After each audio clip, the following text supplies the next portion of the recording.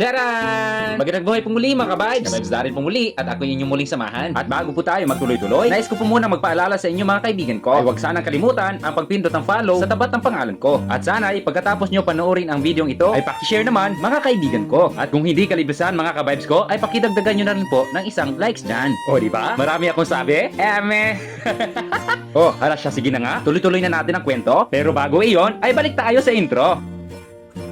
Hi! Ka-vibes Daryl pong muli. Lehitimong simpleng mamamayan dito sa Quezon Province. At sa pagkakataong ito ay samahan po ninyo ako sa aking gagawin ngayon. Interviewer nga po muna tayo ngayon mga ka-vibes ko. At alam nyo ba kung ano ang pinakamahalaga sa mga tanong ko? Ay kung ilan ba dito ang mga chismusa at chismuso? Uy! Umilag siya at ayaw niyang matamaan. Hindi ako yon, hindi ako yon.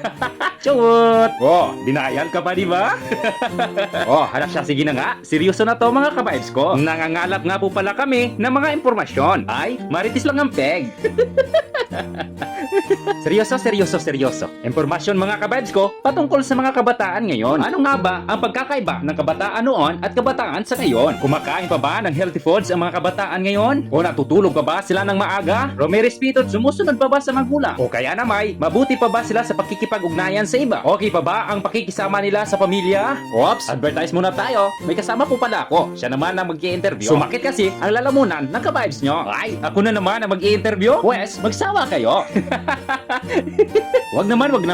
Eh kasi, eme lang. Pero mga ka-vibes ko, nakakalungkot ang mga sagot ng mga magulang na aming napapagtanungan. Ang sagot ng karamihan ay iba na ang kabataan sa ngayon kaysa noon. Marami na daw kasing mga kabataan na wala ng respeto sa kanilang mga magulang. At yung iba ay hindi na raw nauutusan. At ang itinuturo nilang dahilan ay ang sobrang paggamit ng gadget ng mga kabataan. At napapansin ng ilan sa kanilang paligid ay pabata na ang natututong magbisyo mga kaibigan ko. Pero ang mahalagang tanong dito ay sino ang salarin? Real talk ito mga ka-vibes ko. Huwag kayong masasaktan kung totoo. Di ba't ikaw magulang ang pinagmulan minsan ng lahat ng yan? Hoy, huwag agad masasaktan kasi ipapaliwanag ko yan. Hindi ba't palagi o paminsan-minsan inuutusan mo ang iyong anak na 8 taong gulang na bumili ng sigarilyo at alak sa tindahan? Mga ka-vibes ko ay huwag kayong masaktan. Subalit, ito ipag-isipan. Uutusan mo pa ba ulit ang mga anak mo? Sa mga ka-vibes natin dyan, gusto ko marinig ang inyong mga opinion tungkol sa usaping ito. Mangyari lamang na mag-comment sa comment section. At dahil patapos na ang videong ito, ako po'y nagpapasalamat sa patuloy na pagsusubaybay ninyo sa ating mga ka-vibes ko. At hanggang sa muli, ka-vibes Daryl po, nag-uulat para sa inyo. Ay?